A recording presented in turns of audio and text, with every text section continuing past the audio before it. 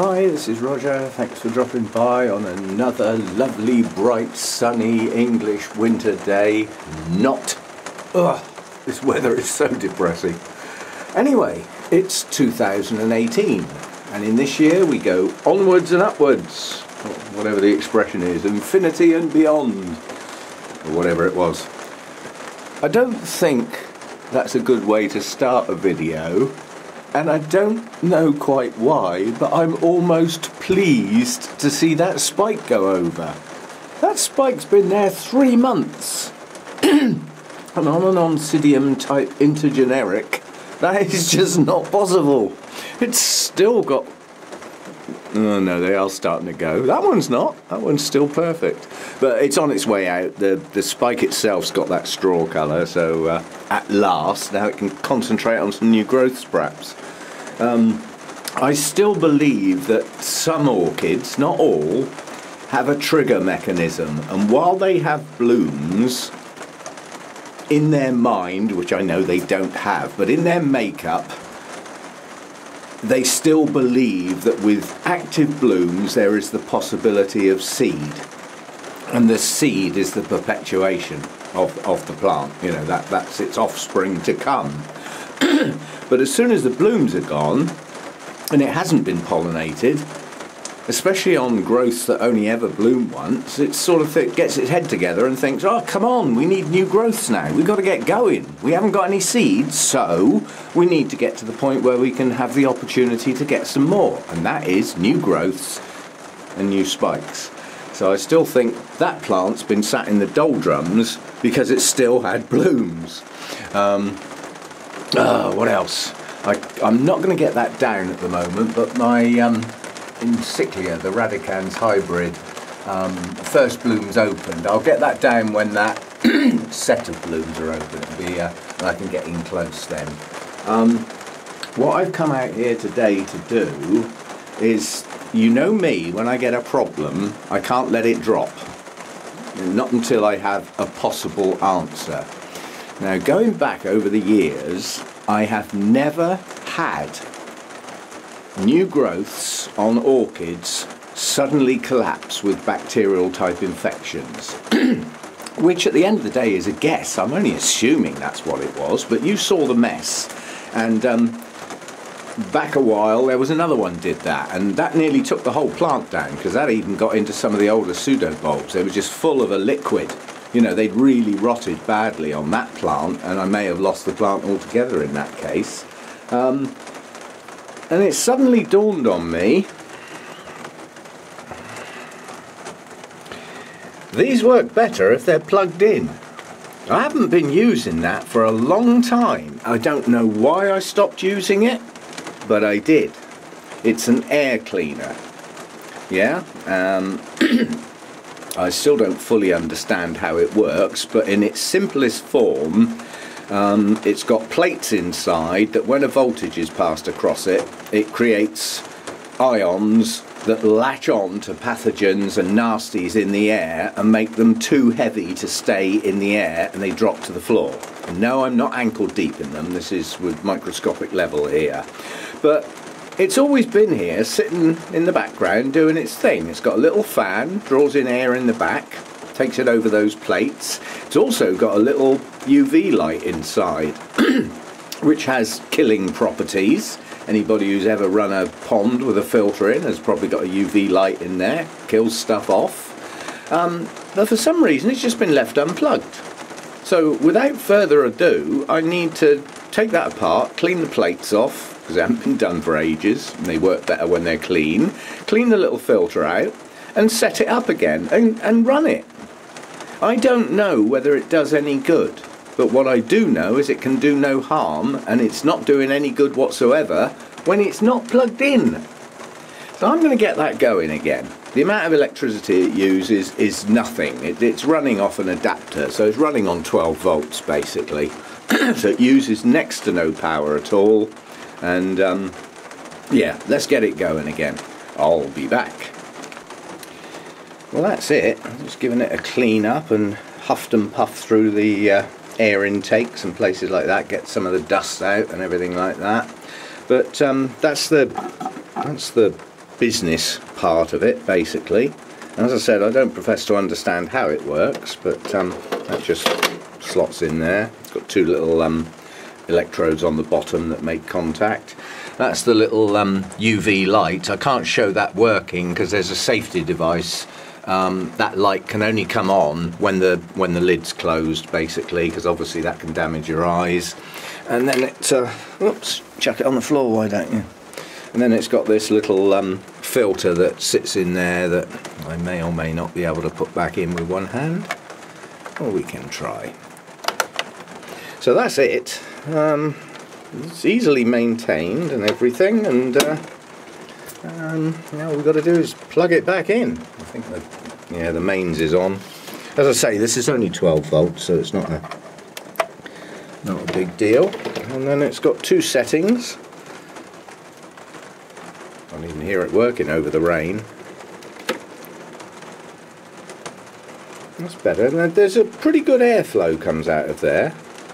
I can feel it. I can feel it that far away. So yeah, on high it does actually push out a bit, and it's got a little pretty light in there which shows up very well at night. It's not going to show up in the daytime. So now I want to get this up here. I want it up high, because the nature of the way it's supposed to work is obviously it's pulling in air through the vents, doing its thing, and pushing out the cleaned off air and the ions into the air to grab hold of nasties and sink down. Well, it's going to sink down the higher up it is. So I think I'm going to shuffle some stuff around and actually set it up there and keep it running. Right, we'll try that up there then. I've shuffled those plants around because it's not exactly a pretty thing to look at, as opposed to some nice orchid blooms, but it is a functional unit and it does have a purpose, and maybe it'll solve future problems from occurring. Who knows? But it runs silent, makes hardly any noise at all, even when it's on full. And with the rain you can't even hear it. But I'm going to try just leaving that on 24/7. And by getting it up higher, hopefully it'll do its job better. But it's impossible to tell whether it's doing its job or not. It's just one of those things that I read about, I liked the sound of it, wasn't that expensive, and I thought I'll give that a try. It can't do any harm. So that was the idea. Not quite sure what that does. I'll have to look that up. But something was off that should have been on. It's the pretty light. It doesn't seems to have a dodgy connection, doesn't it? There we go, pretty light. I'll leave that on actually. That's going to look nice at night. I like blue, I like purple, I like red as far as lights are concerned.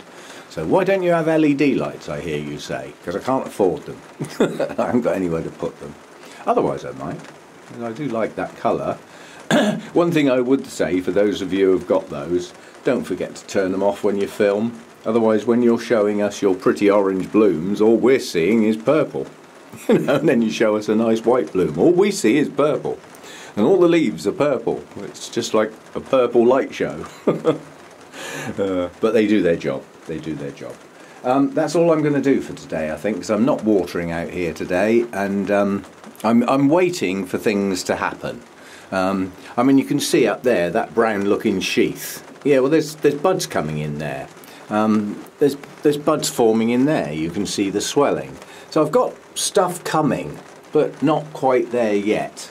And what I am going to do the next time, I don't know how long it'll be, probably could be as long as a week, but the next time I get at my resting dendrobiums, we're going to do an inspection and see if any signs of buds have started yet. In my mind it's a bit early. I think end of January, beginning of February we should start seeing some action on the resting dendrobiums. Yeah. Yeah, we'll see how we go. But yeah, I hope you all enjoyed your New Year's celebrations, those of you who've got the energy to stay up for such things. I went to bed relatively early, but it was a waste of time because I got kept awake by the fireworks anyway. I just as well have stayed up really, but yeah, and next door had a party going till about 1 o'clock in the morning, and it's the first party they've ever had since they moved in, so that's not a complaint as far as I'm concerned. You do it 2 or 3 times a week, you might get a complaint, but for New Year's Eve celebrations, good stuff. I watched some of the fireworks on the TV, Hong Kong, where else? Sydney, Australia, all the bridge lit up again, pretty spectacular stuff. Yeah. I haven't seen what happened in London yet. I'll get the news on later. I'm sure that'll be on for the next week. Yeah, so see you next time. And oh, I've got a correction as well. I mentioned a sort of community thing that was on the go. It's been started by Maria Young on MY Orchid Adventures, so I got the channel wrong, I do apologise. So you can go over there and have a look at, the idea is that everybody does a reflective video of their 2017 growing year. Personally, I'll be having a go, but I'll be sticking to the orchids. I don't tend to go into all those other types of things that people do, but it's not going to be easy to do because most of the clips that make up my videos are long since deleted, so how I'm going to put it together I don't know yet, but I may start work on that today, give it a go, come up with something. You know, these community projects are always worth taking part in. No matter how little you contribute, it's the contribution that matters. It doesn't have to be a spectacle with bright lights and flashy stuff going off. You know, it can just be a look at some of your successes, some of your failures, if you've had any. Hopefully you haven't, you know. But in my book, if you haven't, you know, you get a pat on the back because we all get some. Anyway, I will see you next time, possibly in that reflective video. Because it is a bit quiet out here at the moment. You know, there's stuff to come that isn't actually happening yet, so we've just got to wait for things to happen. This is the time of year where the patience is required. I haven't got a lot of that. Come on, you lot, get your act together. I've got a feeling Harvey Adams pushing a spike or two out. Yeah, it's a funny one because often the spikes have roots. And then sometimes they're kikis and they don't have roots. It's a strange plant, it can't make up its mind. There is a good kiki to come off a bit later, perhaps end of February, get planted up for somebody else. But yeah, we'll have a look round the resting dendrobiums, see how much desiccation we've got, if any, and if I've got any I'll be dealing with it, and see how we go. I benchmarked one, I forget which one it was, I'll have to go back and look. I think it was Jenkins CI, and I filmed a nice steady close-up of one of the latest large growths, the idea being that we could look back and see how much desiccation's taken place. I don't think I put the clip to one side, so I'm not sure that's going to happen, but we'll see what we can do. And apart from that, stuff's just quietly ticking over. That's it. At this time of year, that's the best I can ask for. So see you next time, and enjoy your blooms, enjoy your growing, and even though this in the UK is a bit of a dead time, it is one of those times that you do start looking forward to things to come, the anticipation. You know, things may be blooming for the first time in the new growing season as it starts today. So things to look forward to. And hopefully not too many disappointments, all good stuff. That's what we want. Lots of nice blooms, unusual blooms, bright colours, subtle colours. They don't have to be big and blousy to be marvellous. And we'll go from there. See you next time.